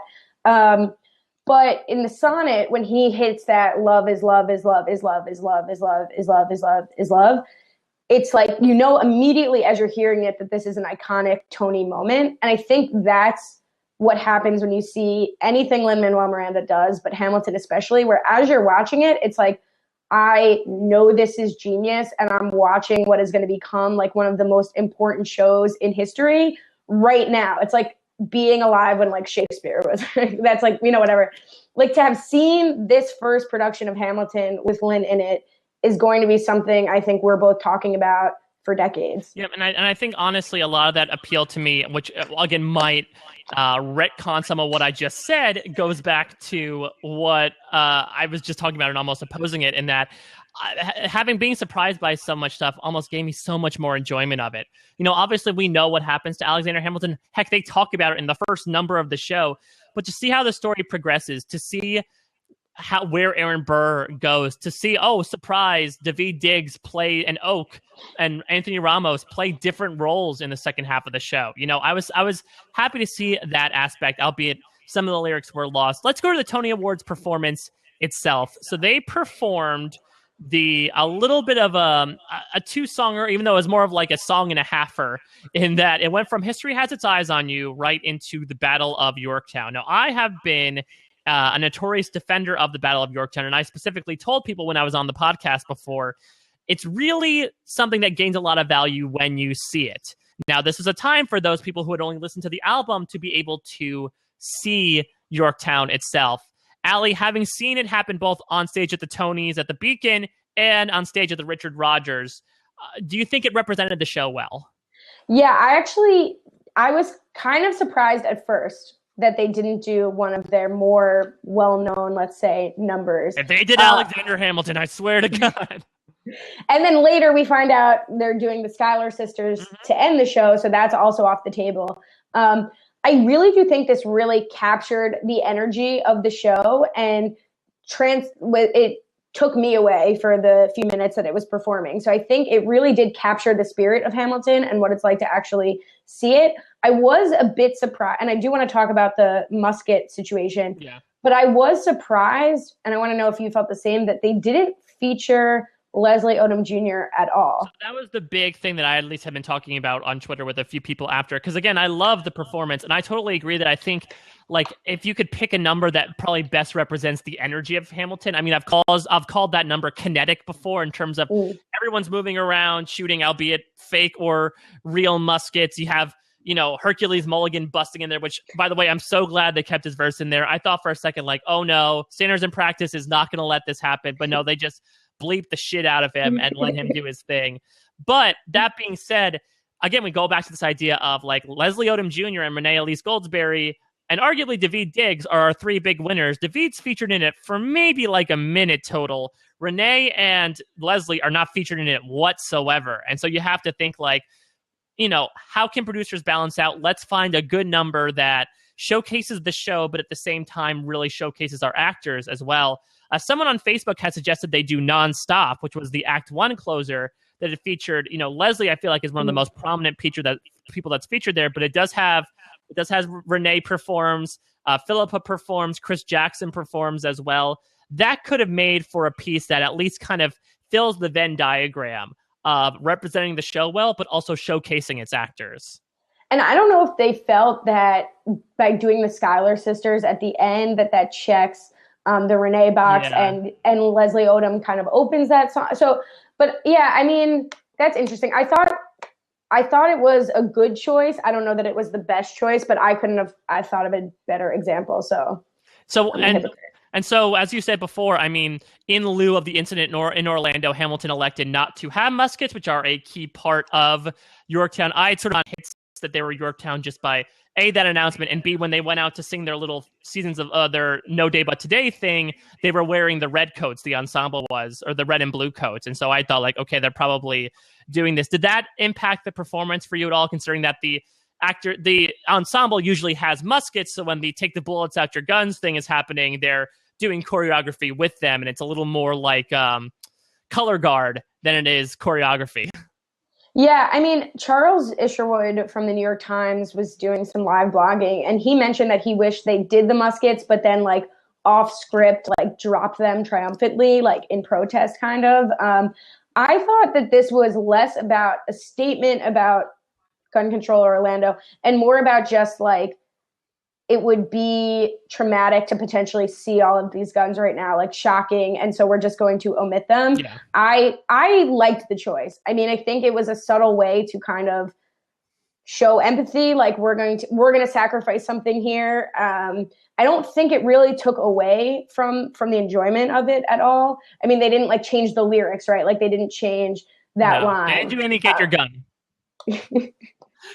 But what'd you think of it? No, I agree. And again, this is a medium where you can fake, I'm eating a banana right now, you know, and people will still, suspension of disbelief, they'll still believe that I have a banana in my hand. So I think, again, especially since the guns were supposed to be used in the choreography, you could still hint at it by having these actors, you know, on their knees pretending to shoot, and it still worked just as effectively. And let's save our talk about the final number for later, because that was a little bit of I wouldn't say an oddball, but a bit of an odd choice as well. Now that we're finished talking about the shows itself, I want to just talk a little bit about, like, what were some highlight speeches for you? There are obviously a lot. Granted, some of them were, again, sort of abridged to say, here's what you missed over the course of the commercial break. But you mentioned Lin-Manuel Miranda's acceptance for best score beforehand, which I think is probably the most talked about speech today, at least through social media. Might be one of the most talked about Tony speeches ever, because it seemed like, in true Lin-Manuel Miranda fashion, he was working nonstop. He had a speech written out and decided to pen something about both his wife and the Orlando tragedy. I mean, again, I don't want to put words in your mouth, but I was absolutely stunned by how poetic and how beautiful it was. And again, this man is, I'm going to use the term genius. Just if you think Hamilton's overrated, If you say there's too much Lin-Manuel Miranda going on, but you look through this speech, I mean, this is just, it's absolute poetry. I mean, it literally is poetry. It's a sonnet, but it was just so stunning to hear. And it was something that I feel like they really needed in that room at that time. Yeah, I like that he's not afraid to prepare, right? Because some people want to come up and be like, I had no idea. Like, he shows up with something written, whether it's the Grammys, whether it's in the Heights, you know, he's prepared. I thought it was something that was a little bit lost on me upon first viewing, and I had to go back and read it. You know, it's like same kind of thing with Hamilton, is you lose like 15 to 20% of it. I lost some of that. I loved it upon second read. I thought his book speech was more about him and his father. It was like more what he maybe would have said had this incident not happened. Mm-hmm. I'm glad that he adjusted. Similarly, I loved what Frank Langella said. I think that was my night of favorite speech that referenced Orlando.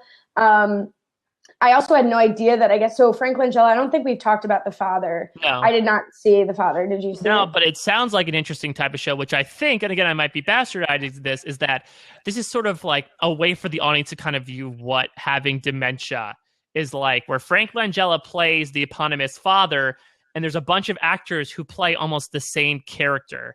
And it's sort of the experience of like, what is it like when someone comes in the room and you're just suddenly confused about who they are, who you are to them, and they turn out to be the same person? You know, what are those jarring circumstances like to your psyche? And so Frank Langella, this is his fourth Tony in the past like 40 years. The guy is a clearly seasoned vet. It's not like it's his first rodeo. He's talked a lot on the stage. He's had a lot of acceptance awards. So I'm glad that he took the time to really acknowledge what had been going on. And I felt like, again, his words were very simple but beautiful, talking about, you know, the 3 things you can do when reality hits. And again, I felt like these were little spots of referencing this type of thing where I feel like they were sort of peppered in beautifully amongst this giant stew that was the Tony Awards. I also thought I didn't know that Frank Langella's brother, I guess, is experiencing or going through suffering with dementia. And that just like added, like, when you hear about an actor's real life and real struggles and how that then informs the performance, it made me really want to see The Father, and upset that it's closing this weekend. Oh, it is? I didn't know that. Ugh, that's theater for you. A lot of the shows, actually, not to shift gears too much, are closing, or either closed or closing soon after the Tonys. Like Blackbird closed the weekend of the Tonys. Mm-hmm. The Father's closing. Lin-Manuel Miranda is rumored to be leaving Hamilton next month, this weekend, or next month. Oh, I thought it was this weekend. Oh, I heard rumors of July, and of course, there's like publicity spread about July. Like, oh, like, will the other actors leave with him? Because there's this whole like dispute about compensation, which probably led to the higher ticket prices. I mean, in terms of other speech highlights, I mean, you do have Renee Elise Goldsberry. I mean, you have our big 4 winners in terms of actors: Renee Elise Goldsberry, Daveed Diggs, Cynthia Erivo, and Leslie Odom Jr. These are all their first wins. First of all, they all happen to be people of color, which I think is the first time this has ever happened, and I think it speaks to the fantastic diversity, which James Corden so pointedly pointed out is a lot more diverse than the Oscars were this year. But that being said, I mean, I'd say I liked 3 out of the 4 of them. I think Renee Elise Goldsberry, she put tears in my eyes talking about like how she worked for 10 years to have children, and now she has 2 children and a Tony, which makes her fantastic. Daveed Diggs telling this really heartwarming story about his dad and just gymnastics class, which, by the way, Daveed Diggs wins for outfit of the night with, you know, his flowers on the slates. In my opinion, again, I'm not the big fashion aficionado, but he pulled it off. I think you and him need to walk the runway together. Cynthia Erivo was like really simple, just calling out her mom. Leslie Odom Jr., I haven't heard too many interviews with him. This might be a hot take. He seems like a very dour man. Yeah, so I actually listened to a long-form interview he did with Awards Chatter, and I don't know that I tweeted he's a GD professional, but that's how he kind of seemed. Like, this was an extension of his performance. Like, this is a professional engagement. I'm not going to be emotional. I'm going to be straight. I think I don't know how to read this interview, but I do feel like he's not lost in this, right? So like he did they also did a roundtable. He was a part of that roundtable I talked about earlier with Alex Brightman, and Jeff Daniels was part of it. Anyway, they were all talking about how great the diversity is, and Leslie Odom Jr. was like, talk to me in 2 seasons because the calls aren't coming in, the parts aren't there. Like, this is great that I have this now, but where are we going to be the stars of Hamilton in 2 seasons? Mm-hmm. Is this going to continue, or is this a one-off where we have Shuffle Along, Eclipse, The Color Purple, like all of these thriving, diverse shows, Spring Awakening? Where will these actors be in 2 seasons? Or is this just a coincidence? Is this a fad? And so one thing I think is interesting, so in the Carpool Karaoke online, James Corden asked Lin-Manuel, are you nervous? And he was basically saying that when he was up for In the Heights, they needed the Tonys in order to stay open. Yeah. And now Hamilton's doing fine. We don't need the Tonys. This is just, for us. I almost feel like that's how it is with Leslie Odom Jr. and Lin-Manuel Miranda when they were up against each other. I mean, Leslie Odom Jr. was the favorite to win. Yeah, I mean, he was my favorite in a fantastic show. He was still my favorite part. Aaron Burr was my favorite character, and I thought he had fantastic material. Wait for It is my favorite song in the show, and I think he definitely had the biggest arc of a character narrative, probably besides Eliza Schuyler. But that being said, I think it would not have been such an impactful role without Leslie Odom Jr. performing it. Yeah, I definitely think it was well deserved. I think Lin-Manuel Miranda's biggest contribution was the material. I mean, he was great in the show, but it was more the material, and he set up Leslie Odom Jr. with 2 of the most profound songs. I mean, Room Where It Happens and Wait For It, as you're saying. But I almost think the Tony was more meaningful for Leslie Odom Jr.'s career, like it was for In the Heights. And Lin-Manuel Miranda will work. The next show he writes will get put up. He's going to Hollywood to be in the sequel to Mary Poppins. Like, he's set. And from what it sounds like, Leslie Odom Jr. is expecting to struggle a bit. Yeah. Which is unfortunate. Well, he just came out with the CD, but it's interesting, though, speaking towards the Hamilton phenomenon, a lot of these people, specifically our mains, Renee Elise, David, and Leslie specifically, have kind of become like, I would almost argue like B-list celebrities, like I see like articles published on Entertainment Weekly about Leslie Odom Jr. That did not happen a while ago without the prefix Broadway actor. So it'll be interesting to see. Maybe his album release will be a sort of indicator of where his career might go, because he's been on Broadway before, but he's been on TV before as well. And those were kind of flops too. I mean, he also just seems like, going back to my thoughts about him, he also just seems like that kind of serious guy, as you said before, like, usually when I used to rehearse shows, like I would like to have fun with people and kind of joke around when, we were, when we had some downtime. He definitely seems like the kind of guy that would be in the corner being like, shh, they're teching, So like, all the power to him. He seems like he's a fantastically talented person, and I'm sure he's a great guy as well. It just seemed like when he went up there to talk, it wasn't exactly with the energy and vigor of, and I just won a Tony after struggling for so many years. It was more quiet and respectful than boisterous. I think that's fair. He also talks a lot about how his training at Carnegie Mellon was like, he wasn't challenged. I mean, not challenged, but he was kind of like meeting the grades, and he had to like really detrain and able to be able to get to like a raw place in acting. But I still think he's got that kind of like stoic professionalism that maybe is a little off-putting. Here's something that I'd like to talk about for a second. So as we said before, Color Purple and Hamilton win the Tonys, and we talk about how diverse the stage picture at least is. Here come a bunch of white men to take the awards. I believe both of the award speeches are given by white men. I forget who did it for The Color Purple, but I know for Hamilton it was Oscar Eustis, who is the artistic director of the Public Theater, where Hamilton was first done. I mean, it irked some people on my Facebook feed a little bit. Did it irk you at all, this idea of like, oh, for such a diverse show, the people that are still running the show at the end of the day are still old white people? Yeah, and I think a lot of attention is also being turned to the audience as well, just in terms of like the money you have to be able to see these shows. Mm-hmm. I know, the ticket price is only going to go up of The Color Purple, and Hamilton's, I mean, how much higher can it go up? And it's definitely causing, like, race aside, that's not a diverse subset of socioeconomic status. And Hamilton is doing a lot to try and bridge that gap with its Ham for Hams, reserving the front row for $10 a seat. But that's near impossible.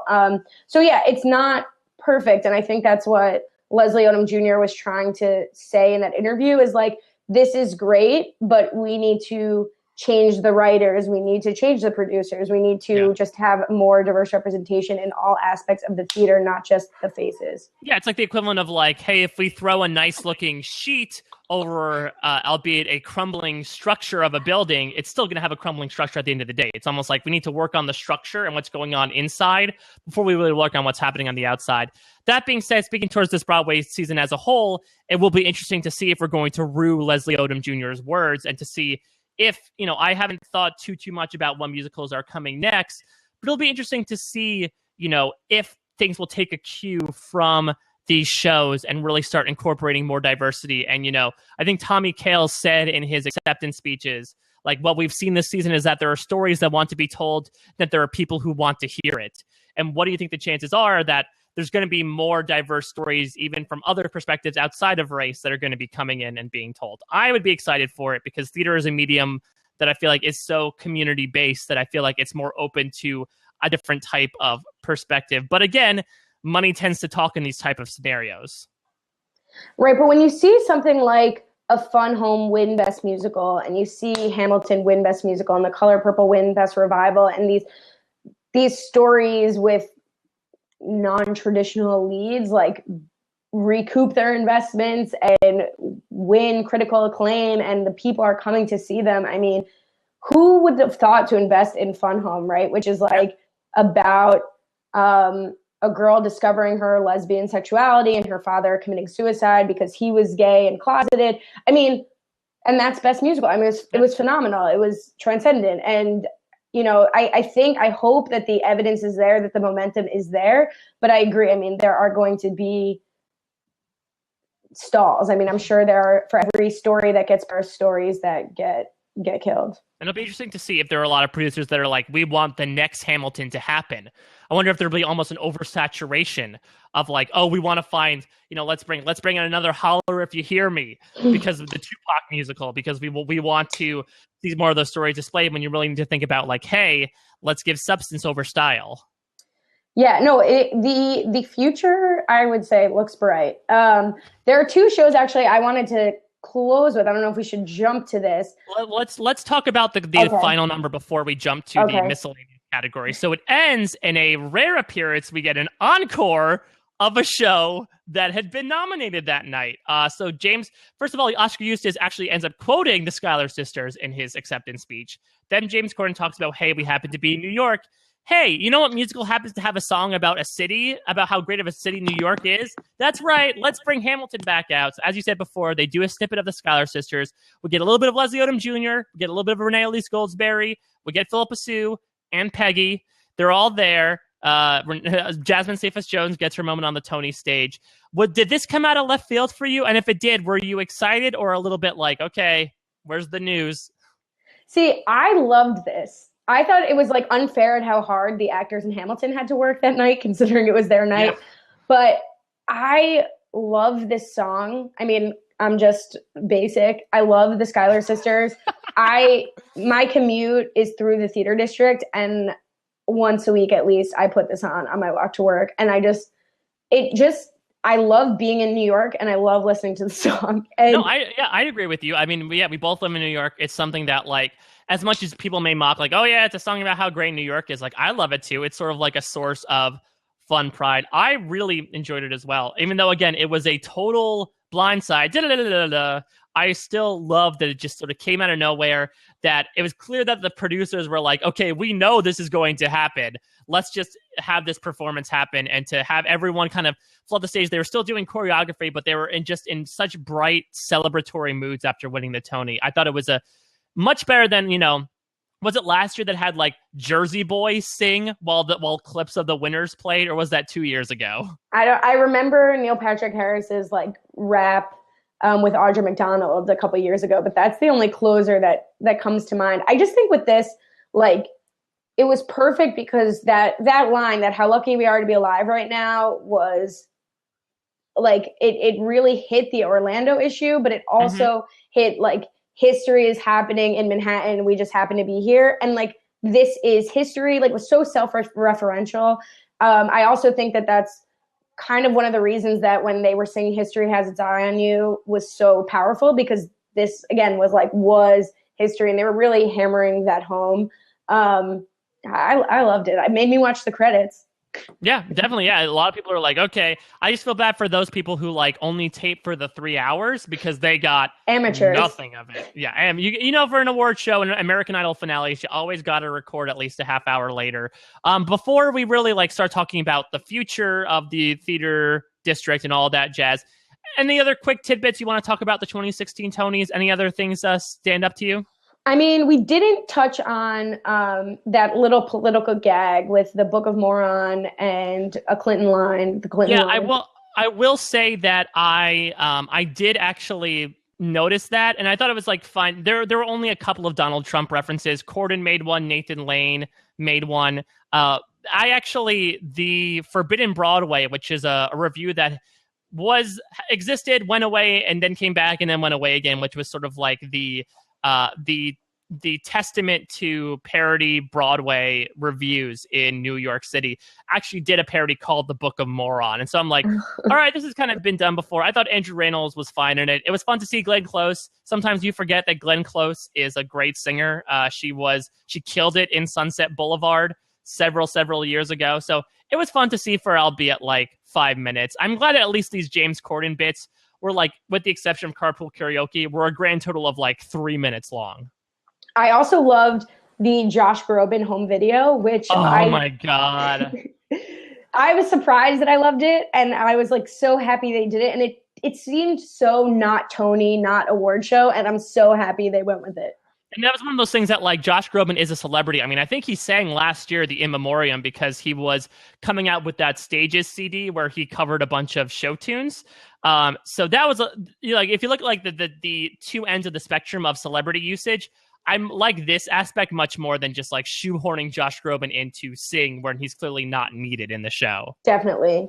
Anything else that jumped out to you that we skipped Um, over? Speaking of the In Memoriam, I just thought it was really sweet. Again, another Rent nostalgic moment to have that orchestra play Seasons of Love. I just thought it was very sweet. Though, again, my pet peeve with In Memoriam segments are that people applaud loudest for the people they know, Thank you. Thank which you. it seems very shameful for like these poor like technical theater guys that might have contributed to some of the best sets Broadway has ever seen, but since they don't know their name, they don't get as much applause as Doris Roberts.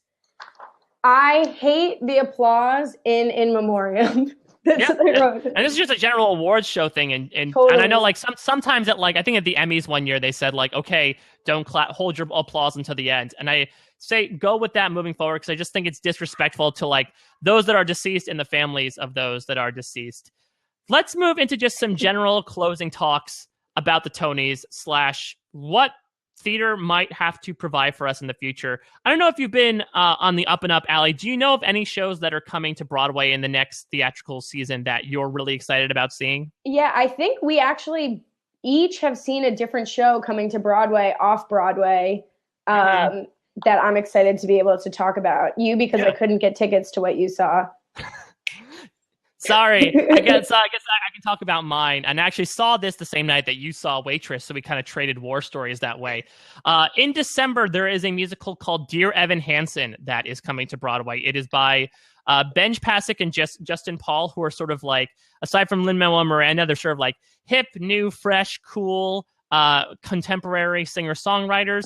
It stars Ben Platt, who is probably best well known for playing Benji in Pitch Perfect and Pitch Perfect 2. It essentially is about, and I'm gonna like butcher the plot, but it's kind of about a very socially awkward kid who kind of ends up becoming the surrogate son to a family whose son had recently committed suicide. And it's very tonally insane. It takes probably the lowest lows from something like Next to Normal with the highest highs from Spring Awakening. The staging, I won't spoil it for you, is so social media heavy, but so Wow. well done. The performances are insane. I'd say arguably the only actor that I didn't like is getting replaced by one of the actors that I did love, which I forget his name, but he played the father in Tuck Everlasting, and I think he has a beautiful voice.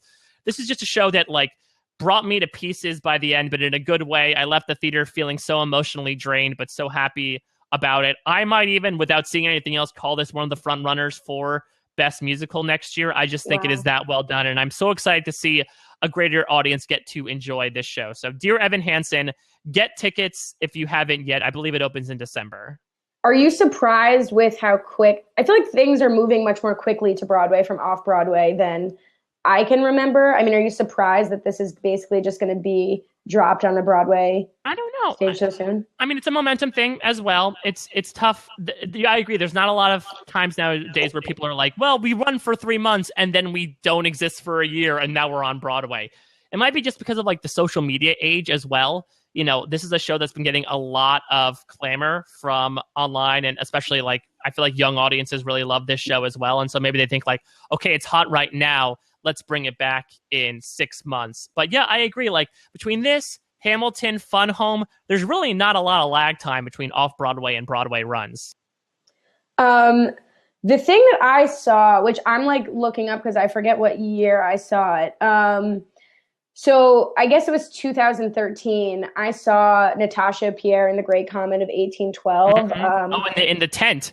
In the tent in the meatpacking district, which I went for my mom's birthday, her birthday, with my family. And it's like immersive theater, but it's not like Sleep No More. Cause I don't like when people touch me or anything. Yeah. It's more like Tony and Tina's wedding, right? That you're just sort of happen to be there and they're like in the room, just performing around you. Right. It's all around you. I mean, they'll sit at your table, they serve you your pierogies. I mean, this was at the time you ate dinner there, which was just mediocre borscht and pierogies, but they served you could drink. We weren't drinking vodka, but you could drink vodka. And it happens all around you. I mean, a couple people were asked to do certain things like pass a note, anyway, it happens around you. I would say it's like a pop opera. I looked it up today and technically it's Russian folk / indie rock and EDM influences. Wow. But so Josh Groban is going to be starring in it when it moves to Broadway in the fall. And I'm very interested to see how this is going to be done. I mean, there were less than 100 people by a lot. I mean, maybe 60, 70 people by my memory in the room with you as the audience. I mean, it's going to be in the Imperial Theater where Les Mis is right now. And they're going to have seating on stage, but there's going to just be regular seating. So I don't know. I'm actually surprised they're not doing this in the round. It reminds me of Lady Day that Audra McDonald Billie Holiday play with music. That's for another podcast. But yeah, where they have seating on the stage more in just like an audience setup, and then everyone can see because you're in the round.